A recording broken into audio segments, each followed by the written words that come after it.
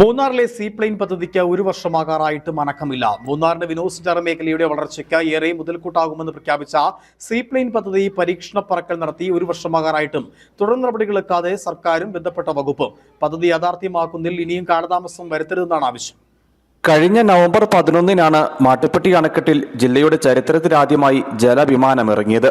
ഗ്രാമീണ മേഖലകളിലെ വിനോദസഞ്ചാര കേന്ദ്രങ്ങളിലേക്ക് കരയിലും വെള്ളത്തിലും ഇറങ്ങാൻ കഴിയുന്നതും പറന്നുയരുന്നതുമായ ചെറു വിമാന സർവീസുകൾ നടത്തി വിനോദസഞ്ചാരികളെയും സാധാരണക്കാരെയും വിമാനങ്ങളിൽ യാത്ര ചെയ്യാൻ പ്രോത്സാഹിപ്പിക്കുക എന്ന ലക്ഷ്യത്തോടെ കേന്ദ്ര സർക്കാർ നടപ്പാക്കുന്ന ഉഡാൻ എന്ന പദ്ധതിയുടെ ഭാഗമായാണ് ജലവിമാന സർവീസ് കൊച്ചിയിൽ നിന്നും മാട്ടുപ്പെട്ടിയിലേക്ക് പരീക്ഷണ പറക്കൽ നടത്തിയത്. മന്ത്രിമാരടക്കമുള്ള ജനപ്രതിനിധികളും ഉദ്യോഗസ്ഥരും അടങ്ങുന്ന സംഘം ജലവിമാനത്തിനെ സ്വീകരിച്ച് ഇതിൽ യാത്ര ചെയ്തിരുന്നു.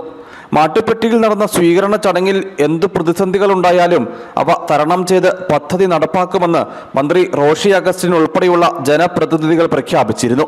എന്നാൽ പരീക്ഷണ പറക്കൽ നടത്തി ഒരു വർഷമാകാറായിട്ടും പദ്ധതി സംബന്ധിച്ചുള്ള നടപടികളുമായി ഒരടി പോലും മുന്നോട്ടു പോകാൻ ടൂറിസം ഉൾപ്പെടെയുള്ള വകുപ്പുകൾക്ക് കഴിഞ്ഞിട്ടില്ല. പദ്ധതി യാഥാർത്ഥ്യമാക്കുന്നതിൽ ഇനിയും കാലതാമസം വരുത്തരുതെന്നാണ് ആവശ്യം. News bureau, Adimali.